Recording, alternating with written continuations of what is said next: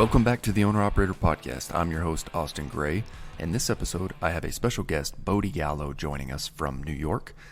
Bodhi is the dumpster rental guy on Twitter, and he rents dumpsters to local contractors and also specializes in junk removal. Bodhi is also an SEO wizard when it comes to local SEO and how to rank number one in the Google Map pack for your specific area. So I'm excited for you guys to listen to this episode, so let's jump in. Bodhi Gallo is the dumpster rental guy on Twitter. We've been engaging back and forth over the last, I'd say, month or so, and I've been just enjoying following your journey, and appreciate it. Content that you're putting out is really cool. And I like your business model, so I'm really excited to dive into this. I mean, I saw one of your pictures the other day, and it looks like you're optimizing for junk removal terms from a search perspective. Is that right? Yeah, it totally depends. I optimize for junk removal and dumpster rental, but it totally depends. I subcontract out a lot of my dumpster rental work. I mean, junk removal work. It totally depends on how big or small the job is. But for junk removal, I'm only really taking big jobs like estate cleanouts, demolition. We've demolished sheds, above ground pools, stuff like that. That's the only jobs we really take. Otherwise, I subcontract out a lot of my small junk removal jobs and just get a little like 20% off the top of it. Okay, so you're marketing junk removal, and then you have relationships with excavation contractors who you sub that out to? So no, we actually do the demolition. We don't do the small junk removal. So when someone calls, like they want 2 couches removed, I really just don't have the time for that. So I really don't do those types of jobs. But if something like demolition comes up where we got to take down a shed, me and my partner actually go and take down the shed itself. He knows how to operate an excavator. We get 2 guys from his dad's company, and we go from there. Sweet. This is why I like following guys like you, following guys like Julius, because there's so many people, especially on Twitter, who are talking about buying businesses and just wanting to sit back and play armchair quarterback. Yeah, which you can't do that. It's impossible. I can do that with dumpsters, but you can only make so much money because dumpsters is a volume game, where like demolition is really where the big money is. Same with estate cleanouts. I can charge $8,000 for a hoarder cleanout. So where you could do like 10 dumpsters out of that, you would not make as much money. Yeah, that's why I love following you, because you're actually out there in the field doing the thing. Yeah. So why don't you take us back to the beginning? Tell us how you got into this business. So I was a senior in college playing lacrosse, and my cousin's on my team. And he's not really a school guy. He just made a bunch of money in the stock market.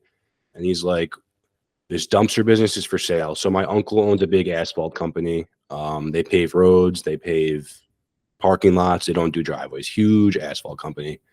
And he's like, let's buy this dumpster rental business. They knew about my marketing background, working for other companies doing marketing. And we're like, we would just kill it at this. So we bought an old F750, 20 dumpsters off like a 65-year-old guy who was looking to retire. And we now have 50 dumpsters, 2 trucks running, and we've just grown the revenue. It's a ridiculous amount from starting to finishing. And we've been offered buyouts. We haven't taken anything yet because we're so young and just feel like we can grow this way more than it's growing already. Can you share numbers associated with the acquisition? Yeah, so we bought out the company for $100,000, dirt cheap, like cheaper than equipment. And we've been offered $750,000 to get bought out now. We've invested some money into it. Like I said, we got a new truck that's worth 130 grand. So that adds some more market cap to us. And then we've added about 30 more dumpsters. Some are brand new, some are used. It totally depends.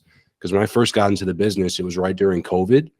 So the price of steel was crazy at the time, where dumpsters were going for $7 grand when they used to go for $4 grand. So now that that's leveled out, we actually just bought new dumpsters, which are only $4 grand a piece, where during COVID they were $7. So I pretty much saved myself $15,000. And we got a lot of used dumpsters. A lot of guys were liquidating. Usually around this time of year, a lot of guys liquidate their dumpsters because the winter's coming and they usually just can't make it if they don't have enough. Home would buy them. He was offering other people 300 grand, 180 grand, but he couldn't find someone to buy him out. And luckily we had the right connections to do this. So we got into the business. So you buy one F-750, you said, and 20 dumpsters at Yes, that sir. point for 06. 100 grand. Yep. 06 F-750. 330,000 miles on it. Cat C7 engine. It's bulletproof. And then a lot of the dumpsters we've been welding up because a lot of them needed work. It also came with a driver, the business too. Guy's a retired Teamster. He's an absolute beast. I can have him work 60 hours a week and he doesn't bat an eye. It's crazy. So take us through this business model. Like what?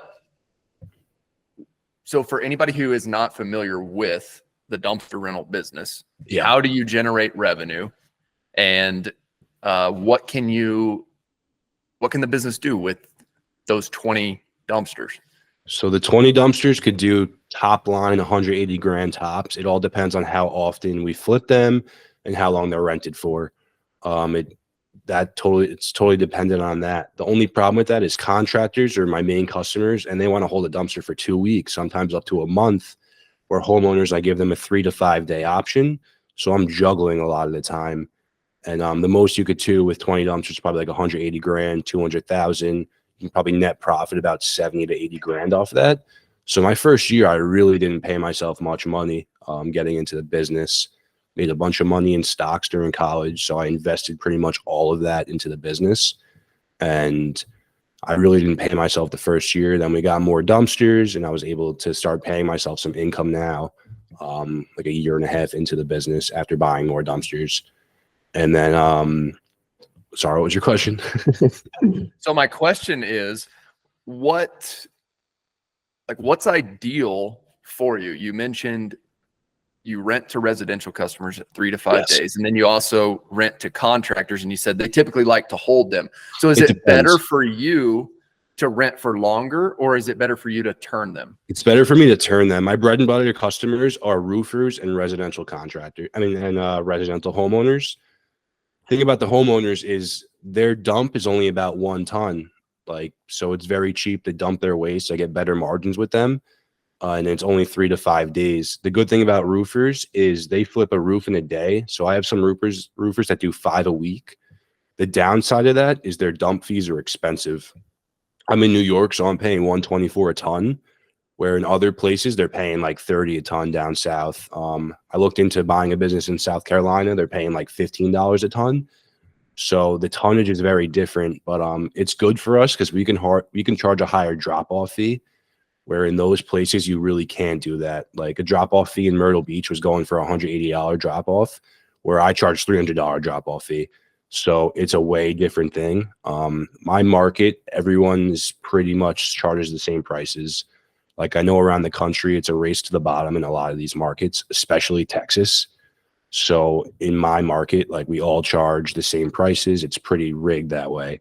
And we all work together.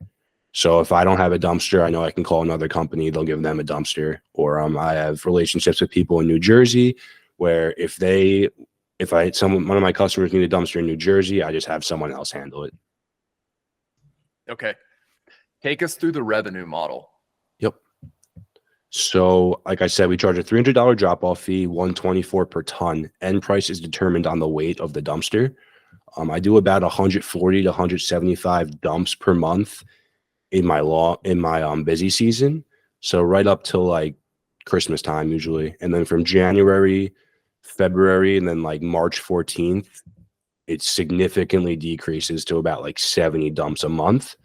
My average dump fee is about $500, but it pretty much varies on roofing versus residential work. So like a resident could be 1 ton, but a roofer could have 6 tons. So I average about $500 to $625 per dumpster in revenue.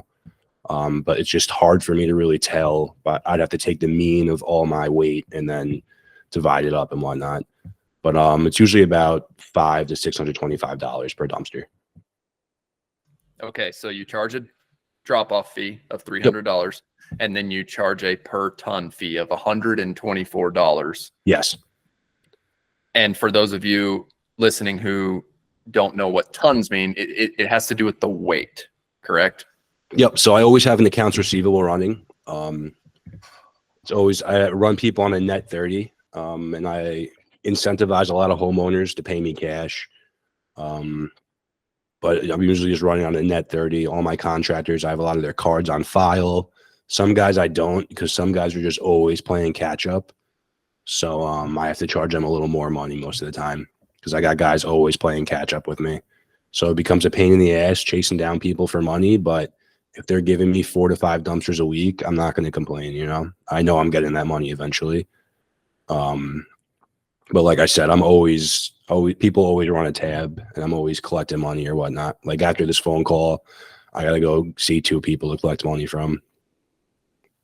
And this is because you're picking up waste from Yes. a job site. You're transferring that to either a transfer station or the dump, essentially. Yes. Yeah, we have transfer stations here, no dumps. And and what does the transfer station charge you to dump that 124. material? So my market is it's very regulated. New York and New Jersey is very regulated, and we can only dump at our dumps in our county. We have no choice. So I actually don't charge on the tonnage because everyone dumps for the same price. You can't get around it. You can't shop dumps. Like other markets, you can shop dumps. You can shop transfer stations, but where I am, you can't. So it doesn't, there's really no, like, nobody has an advantage in my market really, because we all have to charge the same price to dump. So that's why I just strictly just charge the tonnage. It's easier for me. I'm a smaller company, and I'm not going to make $6 extra per ton. Like I don't really care about that. You know, I'll make an extra $12. Like it doesn't really matter to me. So that's why I charge that way. I just charge. And then for homeowners, like they're usually at 1 ton tops. So we net profit like $270 off a homeowner dump. It's great. So you charge, the transfer station charges you $124 per ton to dump, And I charge and the you customer just pass that on to the customer. So where you make your money is in the drop-off. in the Is drop that off. correct? Yep, exactly. Okay. And all right, so now that we understand the revenue model, you had 20 dumpsters. Then you said you went to grow the business. You bought another truck and you bought more dumpsters. Yes. Talk us through that process. So we went to the bank. We have a good relationship with the bank. So we went to the bank and said, we're looking to get a new truck. Can we go through financing? It's a smaller bank. They're only in New York and New Jersey, and they work with a lot of contractor companies. Actually, the CEO is an ex-general contractor of the bank. So we went to them and they said we got to put $25,000 down on the truck for a $130,000 truck. So we did that. Our monthly payments are about $1,800 a month. And we got it's a Kenworth T270. We got it about, I think, 2 years ago now. And then for the dumpsters, we just bought those cash. Not cash, but cash from our account. How many more have you purchased on top of the 20 you already had? I have 30 more now. And the sizes all vary. Some guy was actually closing upstate from us. He was selling out his business and all his assets. We picked up 15 dumpsters from him, and then we bought a bunch more this past spring. We got all 20 yarders, all brand new from Pennsylvania. And then this following spring, we're looking to buy more. You have 50 total dumpsters now. Yep. What does an average year look like, or what's this year going to look like top line revenue for those 50 dumpsters with the 2 trucks? So we're looking at like 750 top line, 750,000 top line revenue this year. We might be a little under that, but that's what we're expecting to get into is like 750,000. And that's between all junk removal and dumpster jobs we've done. I think next year we could really push the envelope. My biggest problem though is sometimes in the summertime, I have like 9 or 10 drop-offs a day, and I only have like 5 dumpsters in my yard. So for my business to be efficient, we really have to start early and pick up, drop off, which is a logistical nightmare. I've tweeted about that before, and it gets super crazy and stressful because 4 roofers want a dumpster at 8 o'clock, another 4 want a dumpster at 9 o'clock. And then if I don't get the dumpsters there on time, I lose a recurring customer, which it's going to happen, but you don't want it to happen, you know? So I usually just prioritize the guys who give me the most volume, and then I go from there. But there's What will days you net? I have to go through my accountant. I think we'll net like 350 off that 750. The thing I don't like about this business is the overhead is crazy. Insurance is getting super expensive. It's only raising every single year, because a lot of guys are jumping into this business and really affecting the insurance models. So insurance is flying. Only Progressive really gives people auto insurance now. It used to have Liberty Mutual, but so many guys are getting into this business that Liberty Mutual doesn't even cover trash companies anymore. So Progressive's the only one, and they have a stronghold on the market clearly because they're the only one that offers it. So they're making people pay like $2,000, $2,500 per truck alone. So it really increases my overhead, and it's a really just stressful thing, insurance. But you need it because someone ran into us. Someone ran through a stoplight, and ran into our new truck like 2 months ago, and like thank God we had insurance, And the guy actually submitted a claim, even though it was his fault, and we had no damage to our truck, just our hubcap. But still, it was just our premiums went up. How big is your team right now? I have one full-time driver, one part-time driver. And you manage the operations? I manage all operations. Yep. I'm pretty much. I answer all the phone calls. I make the schedule. I collect the money. So you're working around the clock. Yeah, I'm working all the time. It'll be 7 o'clock. I'm waiting for a contractor at Home Depot, 7 o'clock at night. It'll be 7:30 in the morning, and I'm going out to collect cash from someone. I definitely think I need to optimize the business. Like I have to get better systems in place where like I shouldn't be leaving my house to go collect cash. I should have a drop box. So there's stuff like that I really need to improve on, tracking my dumpsters and billing people. Because I could just have my driver, I don't even have to call him anymore. All my dispatch is through this CRM called Roll Offer. And on Roll Offer, I'm able to send my driver the list right through his app. And then let's say my driver gets a dump slip. He has to upload it to the Roll Offer app after he gets the dump slip. And it pretty much does all the billing itself. So it takes a picture of the dump slip, adds the drop-off fee to it, and all I have to press is send. It goes right to the customer. So it's really helped me out. Yeah, it's really helped out my accounts receivable. Because the quicker I bill the customers, the quicker I get the money. That's great. Have you met Chris Berg on Twitter? He's the car wash guy. Yes, I've talked to him before. He actually invested in some guy's dumpster rental business out in Utah. I've talked to him about it before. Oh, yeah. I remember. Yeah, and that's not even the reason I was bringing him up. So really? Chris has become a friend at this point. And one thing he challenged me early on, whenever I was running around town, grabbing checks and, trying to track down money and all that stuff. He's like, it's ridiculous. He's like, just find somebody locally, and pay them 25 or 30 bucks an hour part-time for 4 hours a day and just delegate that stuff to them. And we did that at the beginning of this year. And that was a game changer for my business because it just freed up so much time. Because I'm like you, I like being out there in the field. I like being in tune with the operations. And I think that that's a good use of our time as owner operators in the early days of growing a business. Because somebody's got to drive that field work, right? Yeah. And that's why I started this podcast with, man, I really enjoy following you because I think we share similar mindsets in that. But being able to free up the brain space and the time of just running around grabbing checks and depositing stuff into the bank helped me so much focused on the field stuff. And so, man, I have all that to credit to Chris, and that's why I bring up his name because he challenged me early on to do that. But it could be something that might be worthwhile for you. The thing I like about it though is I have so many connections with contractors within my community now, or like if I wanted to get into house flipping or I want to renovate my house, like I just have all these connections with these guys, or like I'm friends with them now. Like sometimes I meet them at the bar. They're at the bar Friday at 5 o'clock and we have a drink. Like that's what I like about it, is I like having the person-to-person connection with these guys as like an early startup in this business. One day I'm obviously not going to be able to do that. So I just like having that connection for now, because like for them to go to another company, it's like we don't talk anymore. And a lot of these guys like I collect cash. We talk for 20 minutes in the parking lot about God knows what, how business is right now. Is it slow? Like all that stuff. That's what I do like about it. But there's times where I'm like, this is not productive for me. So I definitely should delegate it out. And I actually have someone in mind I'm looking to do that with, someone I'm very trustworthy with. That's awesome. And for those of y'all listening, go back and listen to what Bodhi just said again, because I believe that's so important whenever you're in the services or the trades. Building those relationships in the blue collar industries, it goes so far.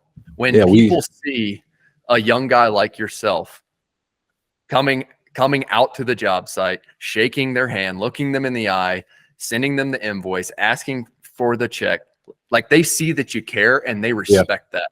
Exactly. Especially about the millennial and Gen Z generations. Yeah. Yeah, because they know. And people say that to me all the time, like nobody wants to work anymore, blah, blah, blah. I hear that all the time. And even for myself, I'm going to have to deal with that when one of my drivers are retiring next September. And like for me to replace him is going to be tough because he's an old timer. Like he's 65 years old, but he's a beast. Like he loved working, and it's just so hard to find someone that's dependable like that now. So that's going to be a really big issue for my business because a lot of the time, like I can't jump in the truck. Like I got other things going on, but I will jump in the truck. Like I'm not afraid to get my hands dirty. I can do. That's another thing. My drivers can't ever like hold me accountable or like you need me because I can do everything they can within the truck. Like I don't never want an employee to be able to hold me hostage like that. For sure. Well, I hear that all the time too. It's the boomer generation just consistently talks about, man, nobody wants to work anymore. Nobody wants to work. Yeah, but so they like dealing with us. But it gives people like me and you like an advantage is what I think. Like these jobs are always going to be necessary. My good friend's an electrician. My other friend's a carpenter. Like we're always going to have work because no one wants to do this anymore. Like garbage is never going away. Electrical is never going away. General contracting is never going away. So we always will have work no matter what. Absolutely. And I've used it sort of on my side. Like I've really played into that. Yeah.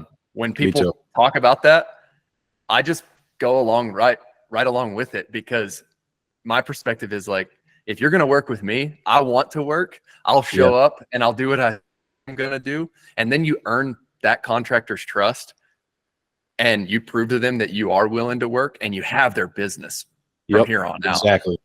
So I've built a relationship with a lot of contractors where like they don't want a dumpster because they don't want to have the dumpster in the driveway. They'll do all the demo and then we'll come in on like a Saturday morning. I'll bring 4 guys with me. We'll just take all the demo outside the house, leave the truck right in the driveway, load it up and leave. And like for contractors, like they pay a premium, but they don't care because they just pass it off to the homeowner they're doing the work for.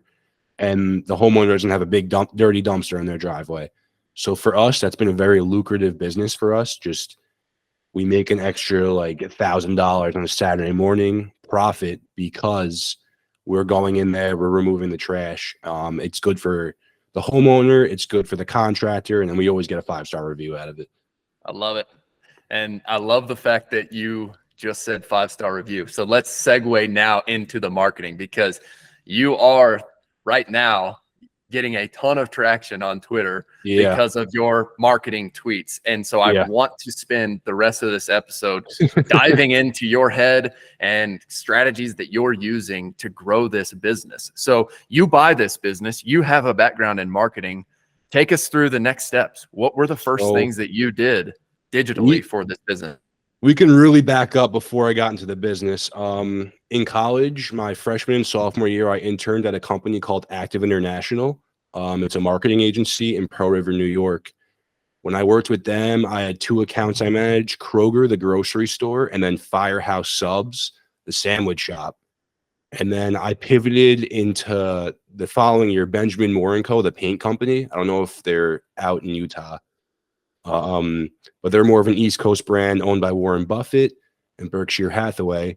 I was a marketing manager of 10 of their stores in New York, New Jersey, and Connecticut. My boss was the head manager, but I was just the assistant. And then I got into the dumpster business. The first thing I did within getting into the dumpster business, because this business I bought out had no website, no Facebook, absolutely nothing. And I already knew a lot about this stuff. So I was like, I could really because we took a gamble buying this business. Like, only thing we saw was dump fees, no customers, nothing. It was just like, we did 800 dumps last year. Like, we did 900 dumps the following year. Like, I didn't get any book of customers, absolutely nothing. All I got was a phone and the number of dumps they did and how many dumpsters there were. Like, crazy gamble. And I was like, I really can grow this with marketing. So I built out a website, built out a Facebook page, and then built out a Google My Business profile and just went ham on Google ads and SEO. Spent like 90 grand my first 2 years on Google ads, really focused on growth. And once I was able to achieve top rank in my market for Google Map Pack, I didn't spend a dime on ads this year. So we'll add another like 60 grand in profit alone just from not having to spend any money on advertising at all this year. We sponsored like 2 golf tournaments because my cousin's a huge golfer, like very good golfer, is about to become an amateur pro. He's my partner in the business. So we just sponsored 2 golf tournaments, but otherwise I didn't spend a dime on advertising this year. And I've pretty much just been coasting off of local SEO.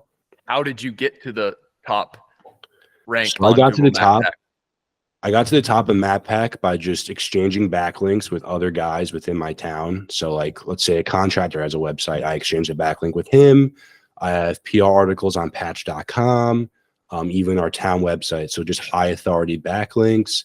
And also my website, I have service pages built out for each like area we service. So I'll use Conger's Dumpster Rental for an example. My business is in Blauvelt, New York, but Conger's is about like 10 miles north of us. So I built out a page for Conger's Dumpster Rental, and then I built out a page 10-yard dumpster rental Conger's, 15-yard dumpster rental Conger's, 20-yard dumpster rental Conger's, and it's just like the web effect. And then I backlink that to my products page on my Google My Business profile. So I have for every town we service, I have Conger's Dumpster Rental or Clarkstown Dumpster Rental. These are just towns in my county. And then I have the link from my website backlinked to my Google My Business profile. So just stuff like that. And I really I outrank companies like Junk King and Been There, Dump That, who are just franchises that dominate local SEO and other markets. And like, I'm above them in pretty much all parts of my town, like all different towns in my community. Okay. I want to dive in there. Can you tell us specifically how to do that? How to do that? I've been doing it for many years. Should I stop? Well, so I was going to say how to, like, the process for creating the backlinks from your service pages to your Google My Business profile. Can you dive deeper there? Yeah, it's easy. So on your Google My Business profile, there's a products page.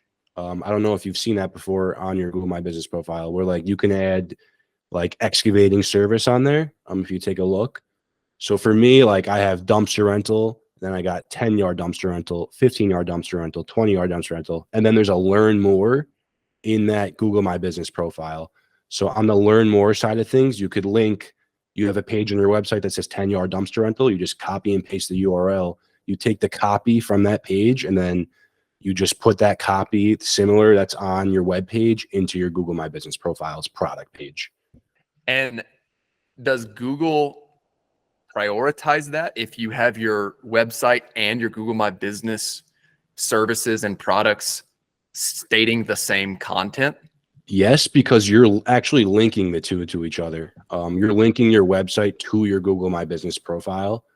This is just some special sauce I found out on my own that's really helped me link. And I've actually been able to track it and see customers, and customers have told me that they've went from my products page, because I'm actually the only company who has a products page in my market. They've actually went from my products page and then clicked on my website from there and made a call now from the call to action right there. Yes. And this is the gold. This is the opportunity. And this is the reason why I started this podcast in the beginning, is to talk to people like you who see this same opportunity in creating a service business in your local market, where your only competition are likely baby boomers who don't give a crap about digital marketing. Yeah. And if you bring a digital marketing mind to an unsexy service-based business, it is like, you've proven it, that you can go rank #1 in your local market. I mean, you sent me an overview of our land clearing search terms the other day. And I haven't done the specific things you've done, but we've invested in SEO and a professionally built website from day one. Yeah, which is huge. It's huge. What's interesting about my market is now, like, it's a lot of third generations. Like, I have a lot of old Italian companies in my market that all end with O's. So like a lot of these guys made their money already in the second generation. So it's now third generations taking over. And like a lot of these guys grew up like driving nice cars. Like I did not grow up that way. Like my first car was an old Toyota Camry, like a '06 Toyota Camry. And a lot of these guys grew up driving nice cars. Like they have an existing business already. But now that they hear about me and see my marketing stuff, like I went to high school with some of these guys, like it's just now I see them like really trying to work on their marketing or whatnot, and just it make me laugh because I'm like, I'm miles ahead of you guys with this stuff. Like you have to actually pay for it. Like I actually made a tweet like you may be able to outspend me in marketing, but like you're never gonna get to the top of SEO with me. Like I will always get the map pack going. How else do you do that other than what you just mentioned? So pretty much just like I said, like I exchange backlinks with other local contractors or news stations, stuff like patch.com. Other things is citation building. Connor Schaller actually is really good with that on Twitter. He has all the sneaky backlinks. Those are really great and help a lot. Just increase your domain authority. I have some blog posts. They're not as important blog posts as they used to be. Like when I first got into SEO like 5 years ago, blog posts were the game. It's not as important as they used to be, but there's like internal linking between your websites important, stuff like that. A lot of keywords like Conger's dumpster rental, writing blog post about that. I have blog post about shed demolition, all sorts of stuff like that. Why do you think blog posts aren't as important anymore? Because before Google dropped the Google Map Pack, like that's pretty new because Google wants a stronghold on this thing. So ranking a website is a little like less meaningless as it used to be, because now the way it goes is Google LSAs, Google Ads, Google Map Pack, and then your website ranking. So the blog post would help your your website link, what's it called, ranking more than it would as your Google Map Pack ranking. So now the customer has to scroll through LSAs, Google Ads, Map Pack just to get to your website. And most of the time, the top authority websites like Angie's Leads and those types of companies. So it's pretty hard to like rank your website already. And then the blog post is the only thing that really helped that. It's just not as important anymore. Or like for e-commerce brands, like the blog post writing is way more efficient for SEO, not local SEO, just regular SEO. Can you restate that order of priority? Yep. So it goes, I don't have LSAs in my market, but I know a lot of other guys do. So it goes Google LSAs, Google Ads, and then Google Map Pack, and then it goes to the websites. And in my market, most of the time, the top website is Waste Management, which is not even in my market. They just own the website SEO. It goes Waste Management, Angie's Leads, and then this company IWS, which is like a waste management competitor. Okay, so you, in the beginning, prioritized spending money on Google Ads for growth. Prioritized getting to #1 on the Map Pack, correct? Yes, and that's really just helped me. There's other companies that actually have more reviews than me, but I still outrank them. So I know people say Google prioritizes reviews. It definitely does, but it's not as important as people think it is. Because like I said, been there, dumped that, and Junk King has like, one of them has 100 reviews and Junk King has like 400 reviews, and I outrank both of them. And you think the reason that is because you're going really hard on this backlink strategy? Yeah, backlink strategy, service areas. The thing about the franchises is it's pretty broad, the franchises, their service pages, where like I can really deep dive into it. Can you break down the process of exchanging backlinks with contractors? Yeah, so I go as crazy as in telling my contractors, like, give me your username and password and I'll just put it onto your website alone. So I actually make a page on their websites, and like that's not visible to customers, about TNT Dumpster Rentals, which is my company. I actually make that page on a website and then add like a blog post about my company, Rockland County Dumpster Rental. We service these areas, and then I'll actually link the pages from my website onto that. So I just hyperlink the two of them together. And I'll actually, that's when I said, like, I like picking up cash and making these relationships. Like, I always tell them, like, I come from a marketing background. Like, I can definitely help your business out for free by doing stuff like this. So is that an exchange of value? Is it increasing? Are you giving them a backlink in return? Yep. Yeah. It increases domain authority and increases value for both of us. And a lot of these guys don't even want one in return. They're like, dude, do whatever you want. Like, they don't, like, I'm just friends with these guys now.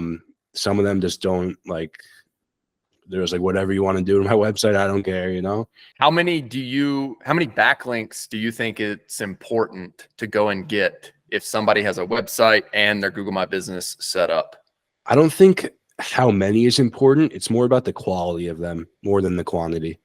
It's more about the quality of the backlinks. A good one is like patch.com is a really great backlink. I don't know if you guys know what Patch is or if you know what Patch is, but if you look up patch.com, it's just like a local news source. It's easy to just make a blog post on there.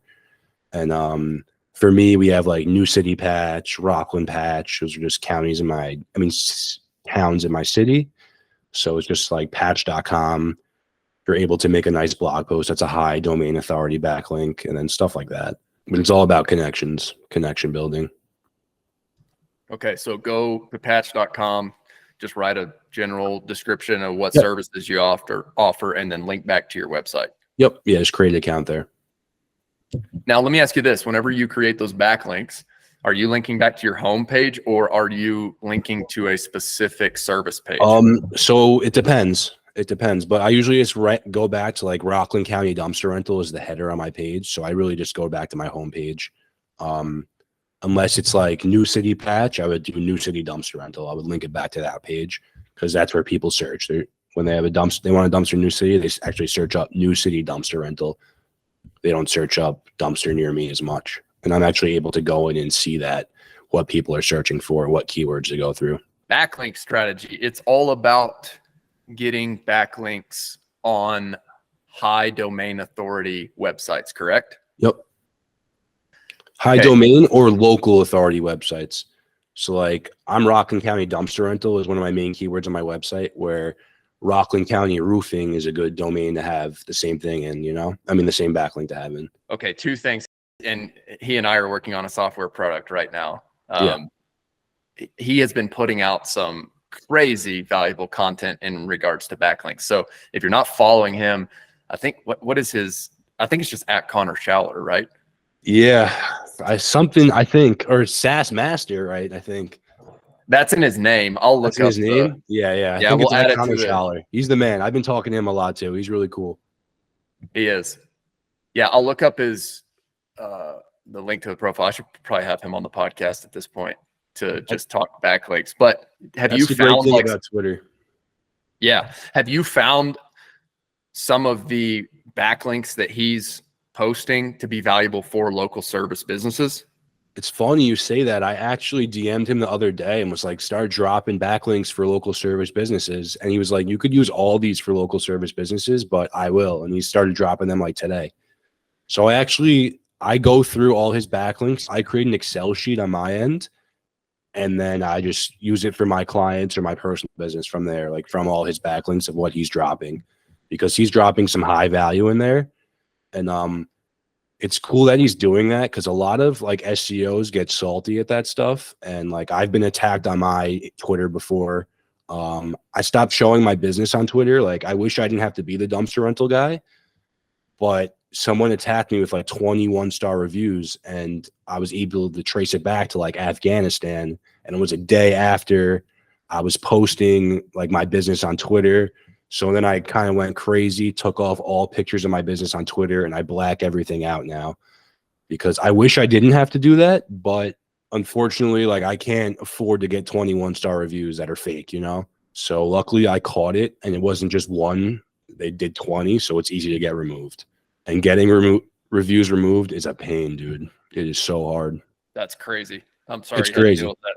Yeah, so that's why like people always say to me like, oh, like anon accounts are bad. Like I wish it didn't have to be that way, but I was posting my account. Like I was showing my dumpsters, my truck, everything. And now I have to black out all my branding, and actually have a pretty cool logo, but I got to black out all my branding now. I got to black out all my stuff, because I don't want to get attacked online. It's not worth it for me. Like, I'm here to bring value. I'm not here Agreed. All right, Bodhi, you've bought a dumpster rental business. You're actively growing the dumpster rental business. You've got a marketing mind. If somebody else wants to start a local service business, what is the bare minimum they need to be doing from the very get-go from a marketing perspective? Bare minimum: website, Google My Business profile, Facebook account. And what's good about the Facebook account is there's a ton of local groups that you could connect with people with. So like, I'm in a group called Rockland Mommies, and anytime someone's like, I need a dumpster rental, I have like 10 moms like all vouch for me in there. So just like stuff like that is huge. Just personal connections. Nextdoor is another great app to post on. I've actually done a lot of cold messaging to contractors on Nextdoor for my dumpster rental business. Just cold message them and saying, hey, this is what I offer. This is my prices. I would love to work with you. Like stuff like that has been huge for me. But the bare minimum is Facebook account, website, Google My Business profile, and just posting. I really don't post on Facebook or Instagram anymore. I really don't need to. It's more of a brand awareness thing at the end of the day. And for me, sometimes I get too busy. It gets pretty overwhelming. That's why I don't really run ads anymore either. But the next step for me in this business is to get a truck for 30-yarders and 30-yard containers, which I don't have yet. And it's just like a minimum $250,000 investment. So like right now I'm happy where I am, but I'm not going to take that debt just yet until I have an opportunity where someone needs multiple 30-yard dumpsters.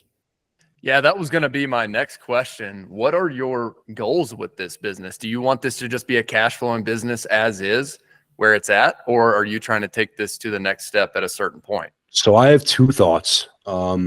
It's tough for me. The overhead on this business is crazy.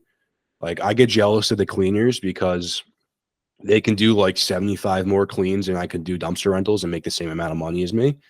So with way less overhead, and you don't got to worry about drivers crashing into people or whatnot. Like there's way less stress on their end. So for me, it's tough. I like where I'm at right now. Not someone that likes being comfortable. Like I'm always reinvesting my money at all times. Like I just bought a rental property in Florida. Like I just had a bunch of cash and was like, I don't feel like having this cash right now. So like, I just always love reinvesting my money. And for me, it's tough to say. Like I have a very high cash flowing business right now. I could model myself like been there, dump that, who only does 10, 15, and 20-yard dumpsters and be like a guy for the residential homeowner. Or I could go big time, go to 30-yard dumpsters, get a 30-yard truck. But with that comes a lot more overhead and headaches. So I'm in a tough spot right now where like I could keep reinvesting my profits into property, or I could keep growing my business. It's tough, honestly. I always think about this. Like it keeps me up at night, like what I should and shouldn't do. The good thing is I'm only 24 years old. So like within the next 6 years, everything could change by the time I'm 30. So for me, like I have 4 streams of income right now. I don't know if it's worth it for me to really jump to the next step, but it could be. So I'm always mixed between that. Just doing that or if I shouldn't. Yeah, I hear you. Do you have any interest in applying the same model that you've used for the dumpster rental business to other service-based business models? I would like to do it for like jet ski rentals or like dune buggy rentals, like stuff like that in a high vacation spot. I would really like to do that because the thing is, you don't have to focus on a driver in those areas. I know Connor Schaller was saying he has like a scooter rental business he was telling me about, or Vespa or something. Like I would really like a business model like that more than the dumpster model, for sure. And I think there's pretty much low competition in those areas for SEO too. So I'm always looking for underpriced like real estate and attention. Me and my marketing partner, Andy Walker, we met in a stock group chat like 7 years ago, all about value investing. Like we're all interested in looking for underpriced stocks, underpriced anything. We call it cigarette butt stocks. So stuff like that is like what we always look for, undervalued stuff that people think are overvalued. So I always look for opportunity like that at all times. Another thing I could do for my dumpster business is buy out another one in my area. Think is more likely for me to grow than doing it myself, just buying out another one of these businesses. And just rolling it underneath your brand. Exactly. Or just keeping their brand and just staying like that. Because there's also some digital arbitrage in that alone, where I could keep their brand name, keep it as the DBA, keep it as the same name, and then I could just rank that business. So instead of having one business on top of Google Maps, I could have two businesses on top of Google Maps and just double the calls. There's more arbitrage there. You could also test pricing strategies. Exactly. Yeah. There's so much I could do in that area. And then if the dumpster has a different brand on it, it doesn't matter because the customer already called and made an order, doesn't make a difference. It's just a dumpster. Yeah, this is awesome. Well, I appreciate you being on the Owner Operator Podcast, Bodhi. This has been fun. It was great speaking with you. Yeah. Is there anything else that you'd like to share with the listeners here? No. Anyone that's looking to get in the dumpster rental business, be willing to invest at least $100,000 of your own money into it. And I wouldn't finance dumpsters, because if you're not getting work, you're going to be even losing more money by overpaying financing dumpsters. That's pretty much it, though. You should do at least $100,000 investment minimum, because this isn't a side hustle type of business. You really are not going to make money doing this as a side hustle. You're going to have to be able to go into this full time. A lot of weekend warriors jump into this business, and you're able to buy their equipment out cheap because they just don't last between insurance, overhead, and whatnot. You got to go all in or nothing on this type of business. There you have it, from the man himself, Bodhi Gallo, the dumpster rental guy. Where can people find you online? You can find me on Twitter at iRentDumpsters, and that's pretty much the only social media I use. I'm off of everything else. I'm right there with you. I believe Twitter is a great place to network with other service-based business owners like yourself. Outside of that, I think all the rest of the social media is a complete waste of time. Yeah, I only discovered Twitter in September. I was on another podcast, and they were like, "You should become a dumpster rental guy," and I was like, "Okay, why not?" And it's just blown up pretty much. So it's a beautiful thing. Well, thanks for being on the podcast. I really appreciate your time. Thank you for having me. We'll talk soon.